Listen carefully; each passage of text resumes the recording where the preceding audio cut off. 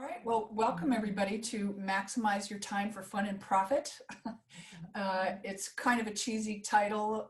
Elizabeth said, "You really want to call it that?" And I'll tell you why I did, because as an organizer and really someone who specializes in time management, I felt like under these circumstances, there's a couple things that are really on people's minds, and not necessarily on your mind, but stress is definitely elevated at this point. So I think that having fun is really important and mission critical at this time.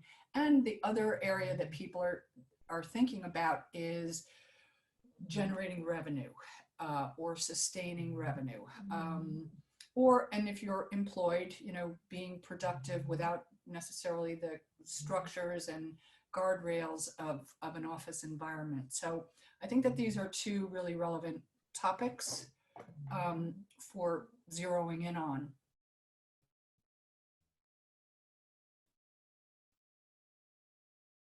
And this conversation today is based on an eight-week ToDo camp.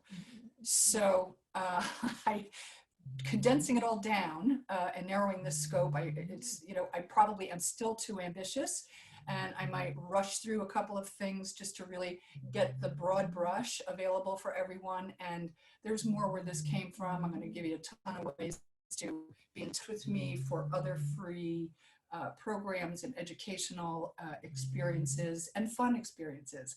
So I'm pulling out what I think are the most important pieces from the process, some of the tools that I use, and some skills. Now, what that really means is it's great news if you feel like you're a disorganized person.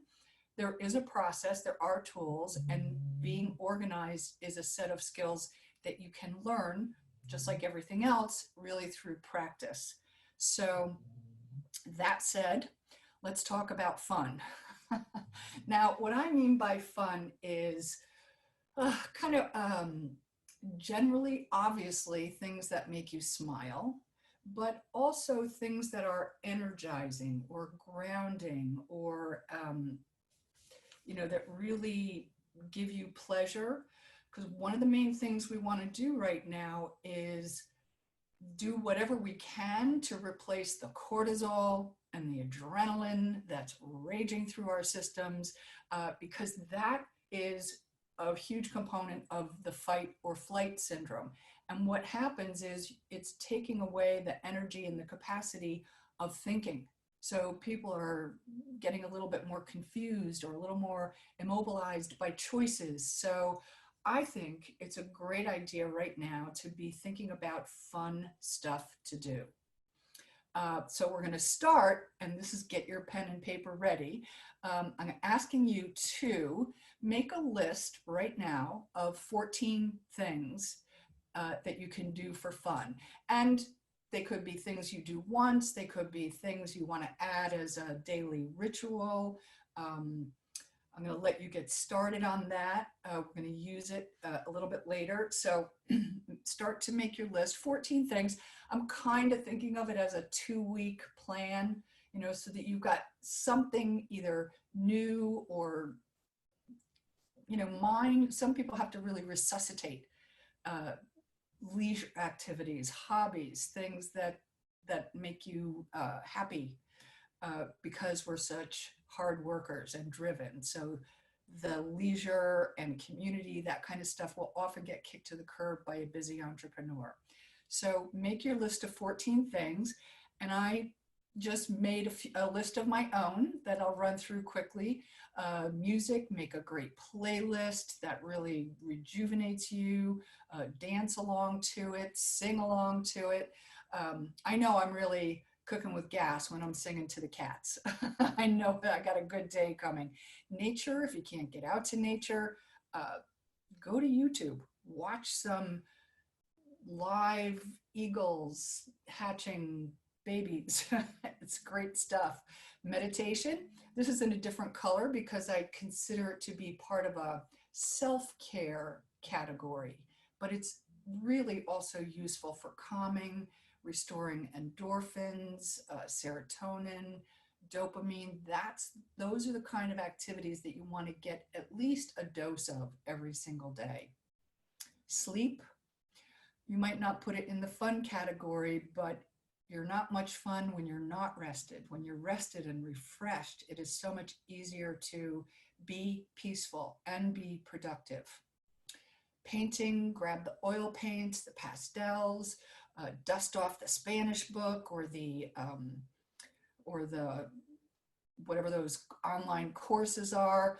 Get involved in movement, exercise, yoga. This is, by the way, like the number one top of the wish list for most of my clients.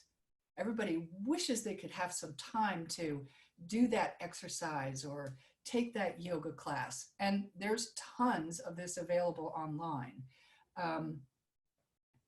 Reading. Do you play an instrument? You got the bongos or your flute or your keyboard. I personally like to pull out the accordion from time to time and play a few polkas. Makes me smile. Yes, that is me. And you could do the other thing that I did, which was rescue a dog. I have a beautiful new puppy in my house now, Xander. Hello, Xander. He's a good boy. Cooking. I know there's probably more than one person that has as many cookbooks as I do. Pull out a cookbook. Crack open a cookbook, whatever recipe shows up. Make it once a week. Expand your repertoire. Granted that you could get the ingredients, but start to have a little fun. Make a mess. Talk to people that make you smile, that friend that cracks you up all the time. Watch some comedy shows, people telling jokes. These people are amazing out there. So what's yours? I don't know if I can actually see the chat here, but I'd love for people to put something in the chat that you are going to do for fun in the next couple weeks. I may have to look at that. Oh, here's one.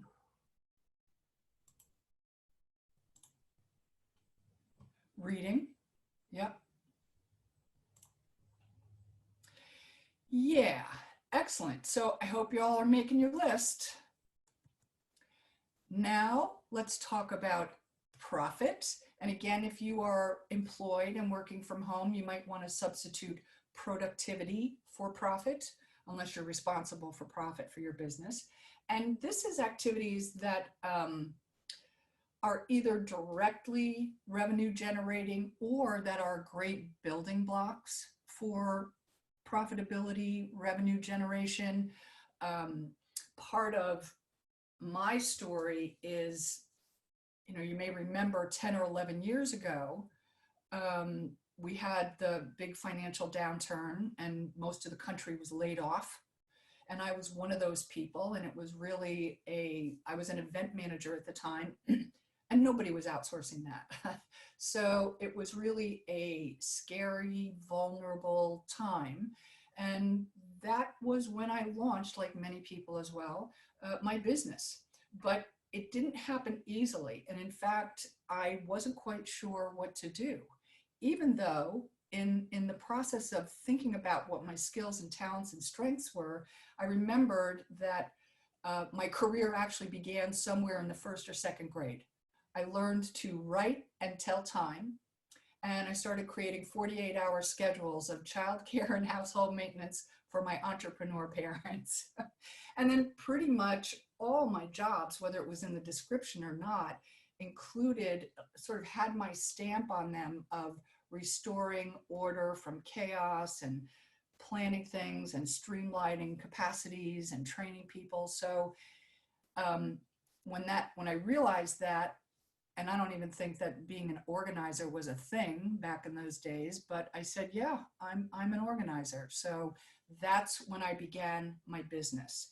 And then I had to choose, should I do it for people or should I teach people how?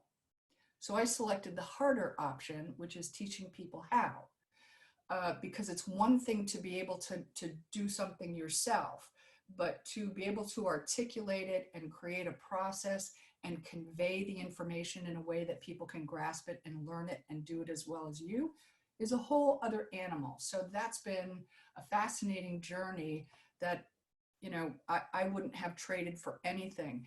And the point is that there's an opportunity right now to evaluate yourself, upgrade whatever needs an upgrade, really mine into what's really great and unique about you, and figure out a way to say that. And maybe in this period of time, because there will be an after, I hope everybody knows that, you're really developing something that could change the trajectory of your business.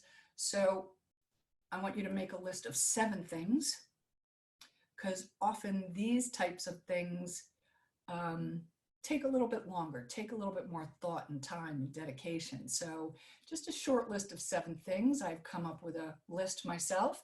Review your social media connections, contact them, upgrade your touch points. And a touch point could be your voicemail message, your email signature, your LinkedIn profile, wherever a client or a potential client is finding out about you or contacting you, that's a touch point. So is it on brand? Does it say what you want it to? Is it sending people to the right places? How do you make your services virtual? So I'm lucky, I had a lot of virtual services in my offerings, but I have a board behind me here, which you probably can't read, but the title of it is Corona Remix. And it's a sequence of services that are related, but they each have their own back end. So it's kind of a project list on this board, which is really useful to do. What's the back end that you need? How are you going to do the promotion? That's the kind of thing that takes a while anyway. So use the time right now to do that. You could fire up a few of those courses that you bought last year or the year before or the year before that. And by the way, anything older than last year is probably obsolete by now. Think of a special gift to email your entire list, something that's a little durable, something that they can use, workbooks, checklists, things of that nature, infographics. So I'd love to see in the chat a few things that people are going to do for profit, revenue generation. What's on your list? Okay, when you've got that list, we're now going to get into the wireframe for maximizing your time. And the first thing to understand is that managing your time really has little, if anything, to do with the clock. It's really the other side of the equation. You ever say, I've got too much to do and not enough time? And I'd like you to consider, which side of that equation do you actually have control over? So it's more about managing the most important tool that you have, which is not an app. It is not software. It is not a bullet journal. It is not something external. It is about your approach. It is about your mindset. It is about your point of view, about what there is to do.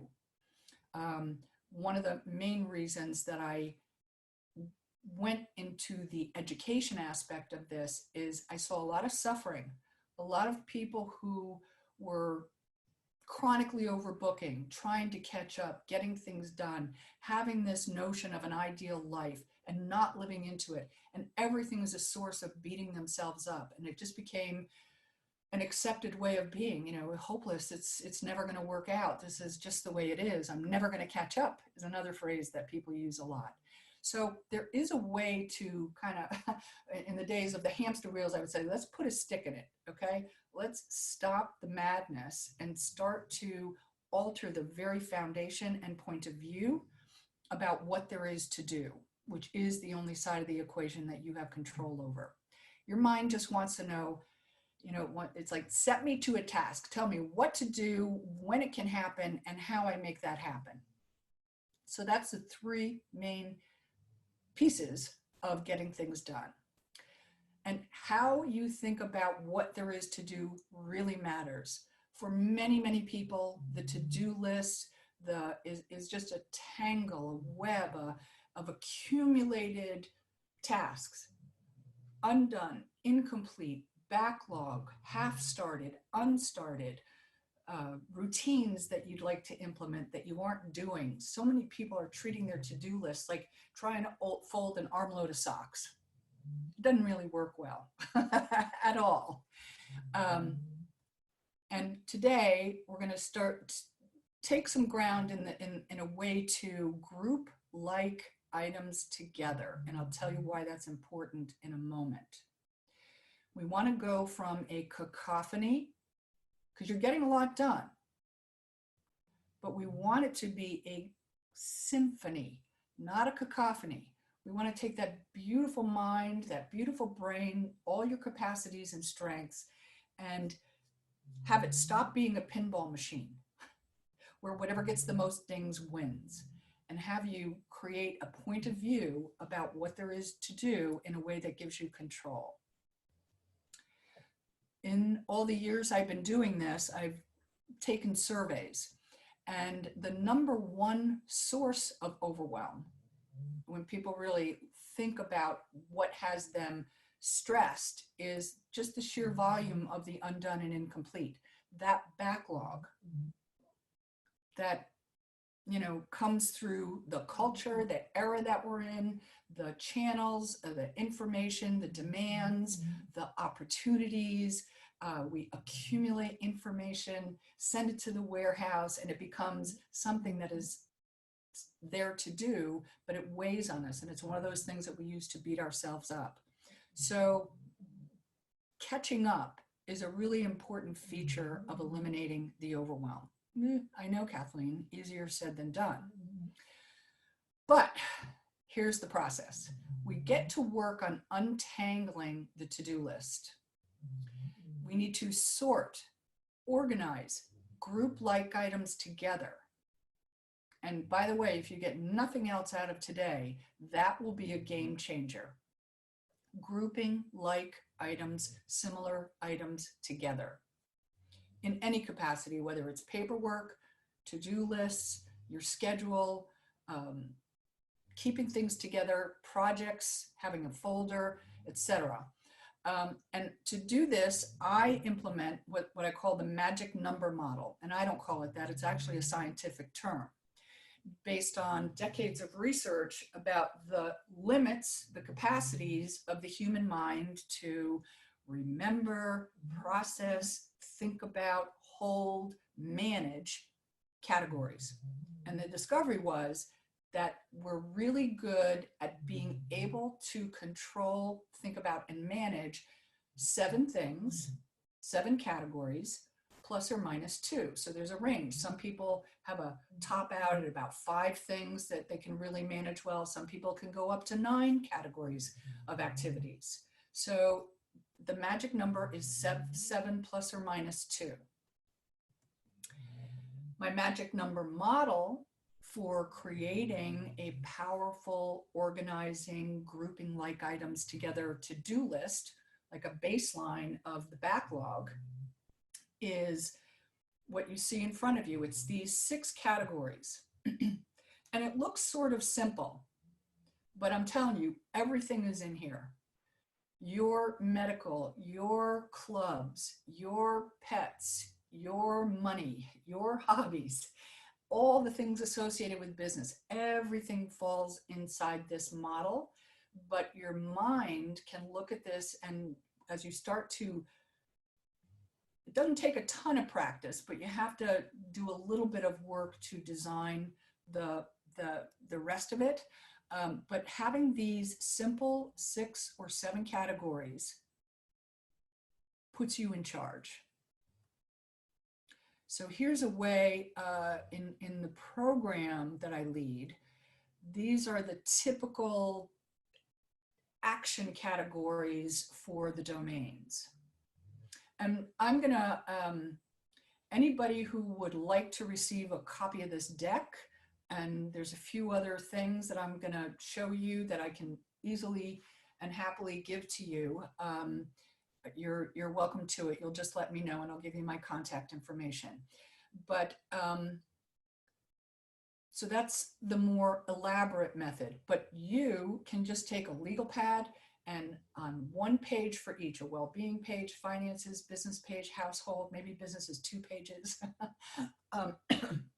Excuse me, just write down what there is to get done in those categories, because it's really a focus tool. So many people's to-do lists start out, everybody knows how to make them, and they start out kind of with priorities, but then before you know it, that to-do list, all that undone starts to creep in and fill up that to-do list. And then you get 2 things done or a third of your list done, and wow, you're right back to beating yourself up for things. So we sort of want to put the stick in that. So I'm going to take a moment and just read the chats. Okay, great. Okay. All right. I have to move along here. So what you're going to do with that model is defrag. You're going to use those categories as a focus tool to just get it out of your head. As David Allen, one of the gurus of productivity, says, your mind is for having ideas, not storing them. And you might want to think about if you've had that experience where your desk, your office, whatever, it's so chaotic that it's an impediment to getting things done. And you have to stop the action. You have to clear the decks. You have to move things away. You have to set up a clean sheet of tasks. You have to organize. People report that that is clarifying, creating peace of mind, effective action, productivity. So this is what we're doing with this model. I'm giving you the opportunity to purge the backlog, to get everything out and create an inventory and a reference for when I was a kid, we used to go to the Chinese restaurant and you could construct your entree, 1 from column A, 2 from column B, that kind of thing. So that's what this model also allows you to do. When you've separated the various domains, you're also going to be instantly making wiser choices, because you're going to see the tasks compare to each other in the categories. You might say, I really need to focus on finances, or I need to focus on well-being, or prioritize those things. It really refreshes your mind. And the result, in all the years that I have been leading this exercise with people creating the model and doing the brain purge, they create an awesome list of, on average, about 53 things to do. So all these people who have come in through my programs who say I have 1,000 things to do, or even I have 100 things to do. If you've used that expression, you're really priming your mind for a hectic, frantic, gotta catch up, gotta keep moving, gotta keep doing kind of lifestyle. And really, you probably have across all of life about 53 things to do, at least in the backlog department. Then there's daily life, then there's new things added, but essentially the stuff that's overwhelming you, if you go through this exercise, becomes manageable, doable. It's instant shot of peace of mind. So I really encourage you to go through that, because imagine you could have a to-do list and a schedule that has you energetic, confident, and living in the present. If you're caught up and taking care of yourself and clear about a thought through choice of what's actually on your to-do list and schedule, that's confidence. And this is my mission with clients, to really have them experience this. So the what is just 4 simple steps. And most people stop with the to-do list, but I want you to think. I want you to use a brain-friendly storage and retrieval system, because the most important thing about a storage system is being able to find things, which is what this model also does. And I call it the multifunction model because I use it in organizing clients' paperwork, schedules, emails, favorites, documents. it becomes a pattern that your mind just loves. So you create your model, do the brain purge. From there, you can do some prioritizing. Oh, such a struggle zone for people, such a struggle zone. But it's a struggle zone because everything seems as important as everything else because you haven't really clarified it for yourself. So prioritizing is just a question of sequencing and pacing. And then you have to identify projects, those giant elephants that you put on your to-do list that never get done or get done at the last minute because you say, if I can't do everything, I'm not going to do anything. I call that the all or nothing syndrome. So projects help you make progress and move the ball up the court because you've broken it down into pieces. So prioritizing is considering the sequence. You can't do everything at once. Preparing for trade-offs. That's the hard part for people. Sometimes people don't want to, they figure they are constrained by a priority, or what if something new comes up because they want to be able to stick their finger into everything. But so much of that does not get done. It's really counterproductive. Making trade-offs is one of the giant skills of people who get stuff done. And it improves your follow-through. And in my experience, people don't want to be quote unquote organized. They want to be efficient and they want to be able to follow through. Those are better goals. Following through is like number 2 complaint that people have about themselves. So priorities is a key for that. Projects is a great way to finish what you start. Your mind, it's like gamifying your life. Your mind loves a game it can win. Oh, I can't do the whole project, but wow, I can get line item 1, 2, 3 done, or phase 1 done this week. So the to-do list, call Joe, order business cards, put up the job posting, organize the office. That's a project. I don't know anybody who can do it in 20 minutes. So as a quick and dirty example, you break it down into pieces, review the desk paperwork, purge the file cabinet, go to the supply store. Now, even review the desk paperwork can be broken down into pile A, pile B, pile C, pile D, etc., until you finally get through it. But you don't have to wait until you have mass quantities of time or take a weekend or vacation to get these things done. You can literally make progress. And there's nothing as calming as making progress. Okay, so that's the what. I'm going to quickly go through the when. And I start with this reality check against the backdrop of 1 week, 168 hours. And it's an exercise I encourage you to do as well. And I'm about to show you something. I've devised what I call a tier 1 non-negotiable list. It's kind of survival. It's got eating and sleeping on it, but it also has a few other facets of life that are really fundamental to 21st century American living. And averages. Nobody needs to be calculating down to the minute, but we're starting with I don't know how I automated this. I might screw this up. But we start with 168 hours in the week, super quick, quick and dirty, average calculations, 8 hours of sleep, an hour for dinner, 30 minutes for lunch, 15 minutes for breakfast, exercising, going to work, etc. This category of things. By the time you're done, and by the way, if you ever ask yourself the question, where does the time go? That's where it goes, to non-negotiable activities. Now, that again also is what people report as an average number of what I call actual available time when you do this math. And it's very Oh, I'm sorry, I left that in. I meant to take it out. It's very, it's got a few takeaways, like whatever your number is, that little purple number, purple and white number, it's going to tell you something. It's going to tell you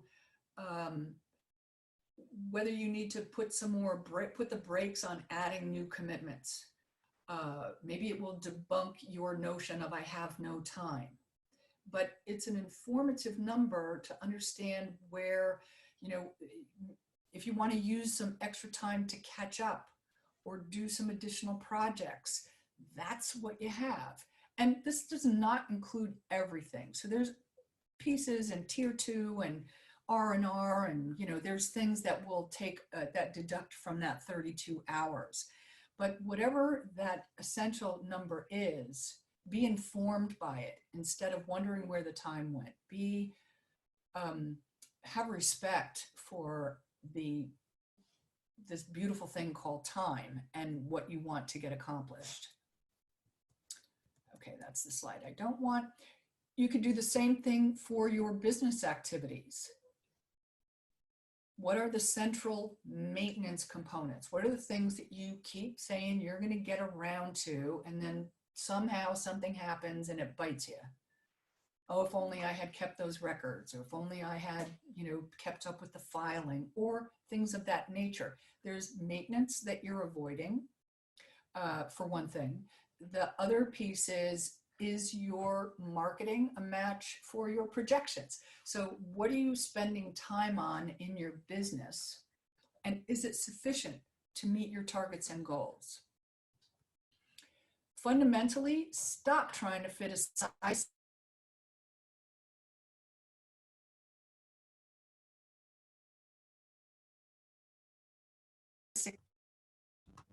Sorry, my things froze there for a moment. Stop trying to fit a size 16 to-do list into a size 4 schedule. It doesn't work and it burns you out.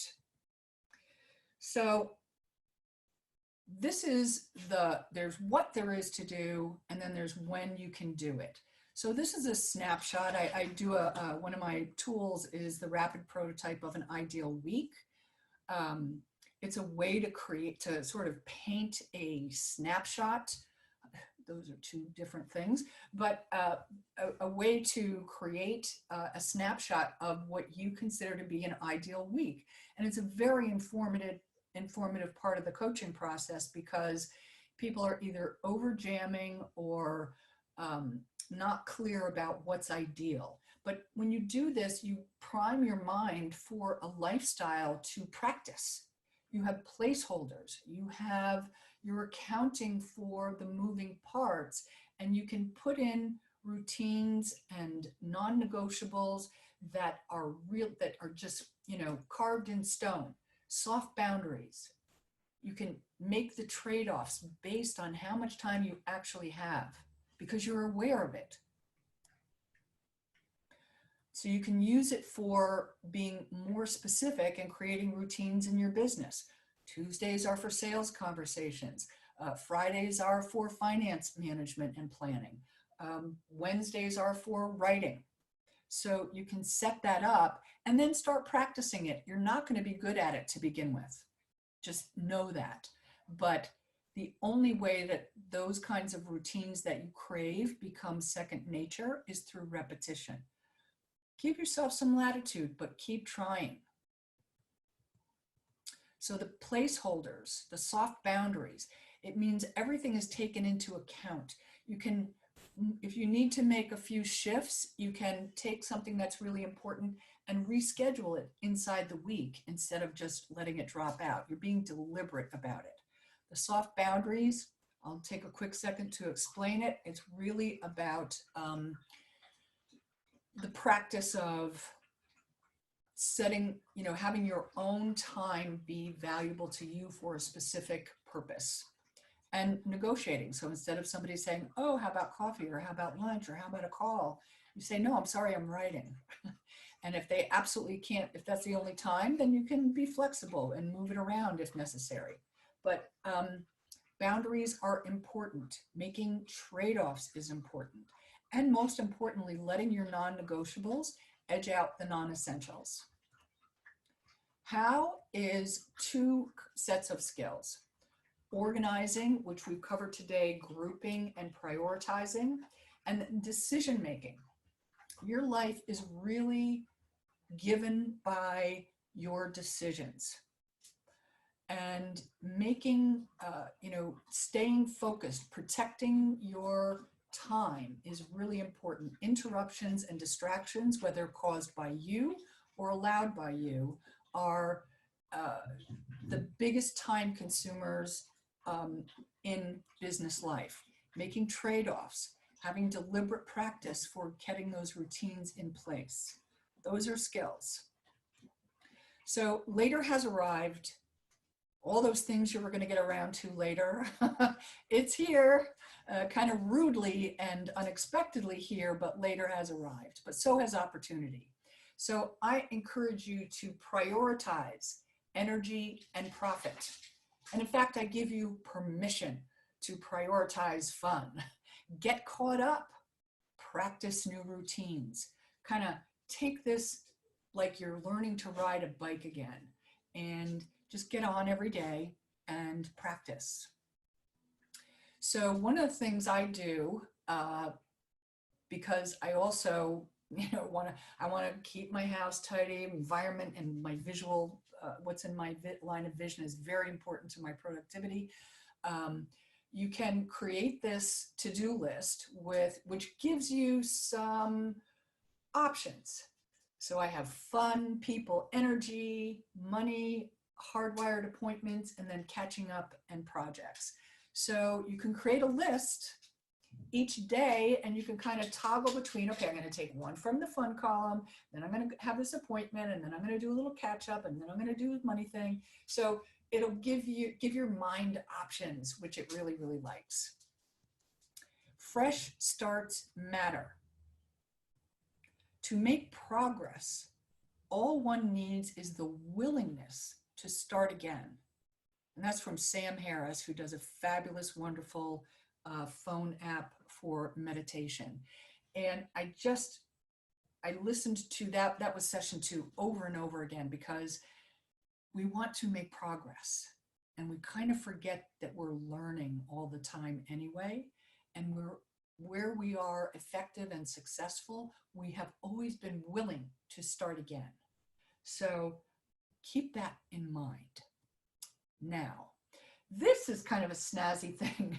I know it looks a little overwhelming to some people possibly, but there's a business checklist. Like if you want to really take a deep dive into a game plan for the rest of the year with things that are appropriate or behind schedule or just really good, solid business practices, I can send you this checklist.